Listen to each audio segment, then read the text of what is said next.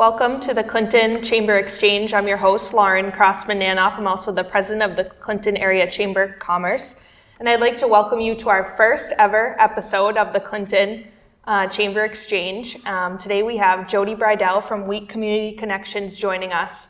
We're excited to have this opportunity to host the Clinton Chamber Exchange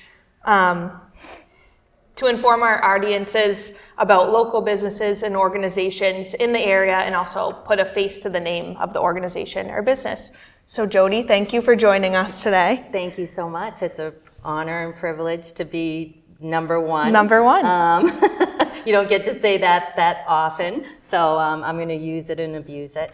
But thanks for having me today. Good. Well, we think you're number one here as well. Oh, that's what we great. think of you.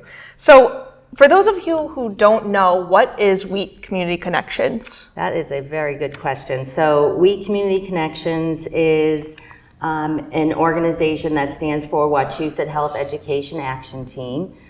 We've been established since 1982. We just celebrated our 40th anniversary last year, and we were absorbed as a direct service program through the United Way of Tri-County in 2012. So now we operate as a direct service of the United Way of Tri-County, but all of the programs and services continue in our service area, which is Berlin, Bolton, Clinton, Lancaster, and Sterling. And all the money that's donated comes back into the community and goes back out in programs and services. Right. So we're a full service social service agency. We provide food security programs through a food pantry, community cafe. We have case management that connects people with eligible federal and state programs, as well as local organizations that can assist them with their needs that we don't fill locally. And we have seasonal programs that include backpacks and turkeys and toys, and a product philanthropy arm that is our thrift store, Hidden Treasures, that helps us generate income to subsidize our food programs. And Wheat Community Connections and Hidden Treasures both located right on High Street. Right on High Street, 272 High Street, or 272 and 280 High Street, which is right in the Sims Cleaners parking lot above the post office. Yep. Where you have an L-shaped section there that houses all of our programs. Great. What's coming up for you in the next year? Do you have any plans for the next fiscal year? What isn't coming up? I mean, we can only think of what we are seeing right now in terms of programs and services. We are seeing an increase between 10 to 15% on the food side. The case management program has seen a 25% increase in the number of people trying to connect to other programs and services.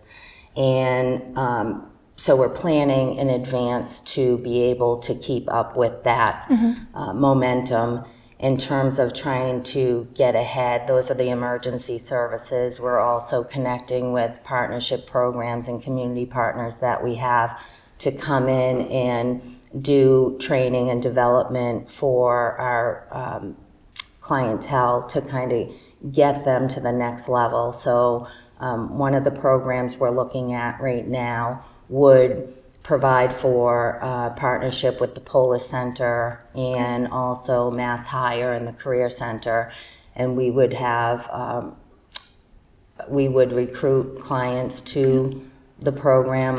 It would be over the summer, and we would develop resumes and conduct interview trainings with them.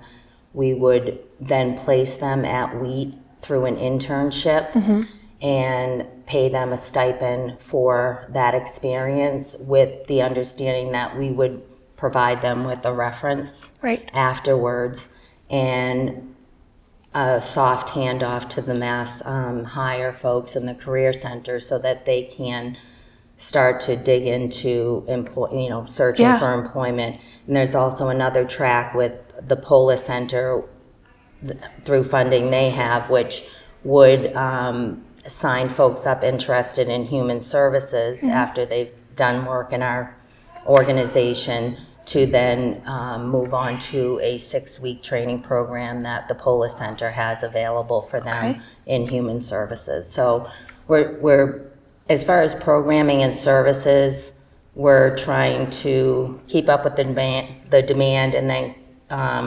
connect the community with other things that will help them kind of get a leg up and ahead of it.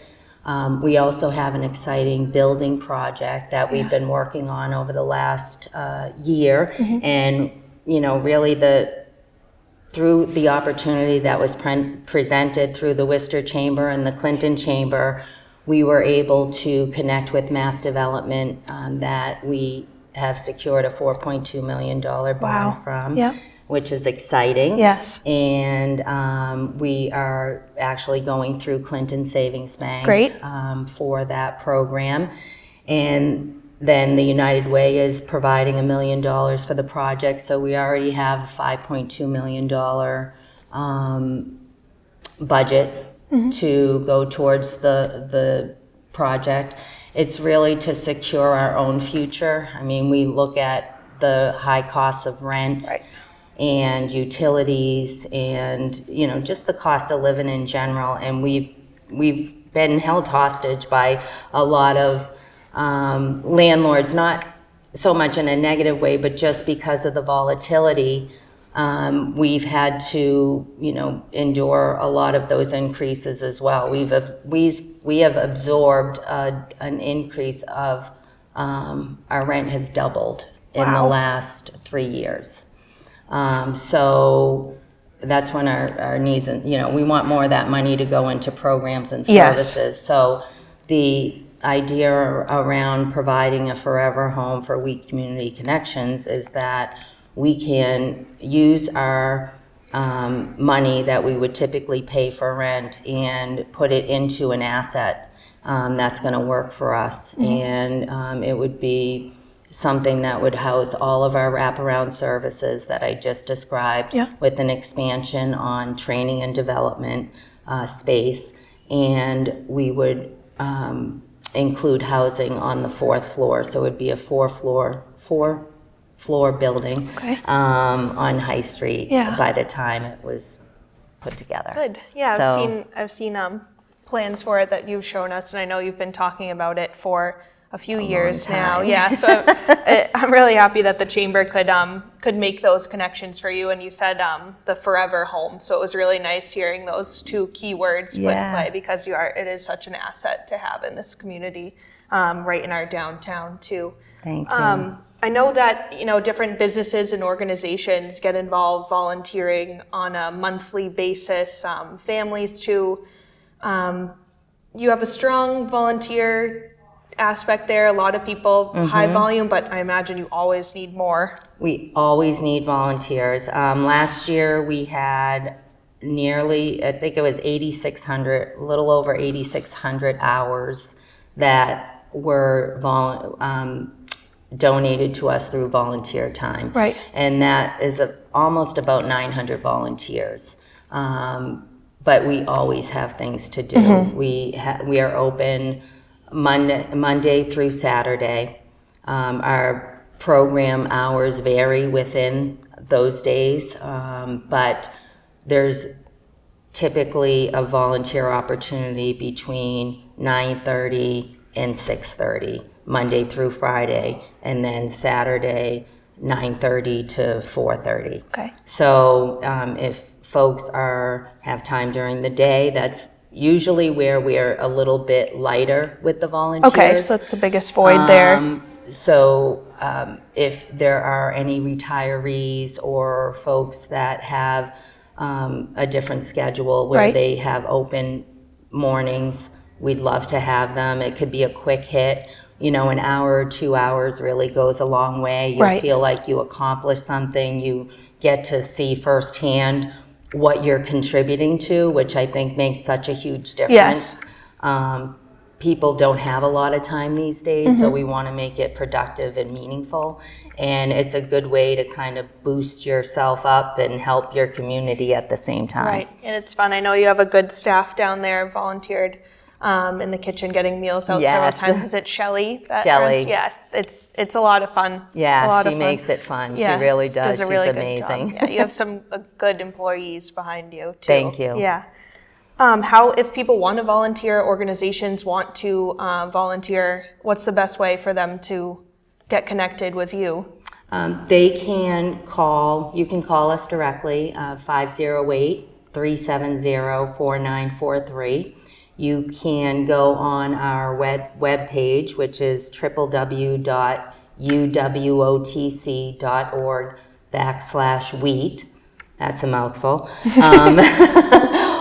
Or you can walk in at 272 High Street off the street and talk to us, and we're happy to kind of take you through a tour. It could be an immediate tour, or you may have to wait a few minutes or so, depending upon what's happening around us. But we're very transparent, open book, open door policy. So phone, email, website, or walk-in is fine. Great, and that's for volunteers and also people who might be in need of services, the many hundreds that you just went over with us today. Yes. I also wanted to, what are some annual fundraiser programs that you run? A 5K every year? Yes, so we have a 5K that happens the first weekend in December, and this year will be our 7th year.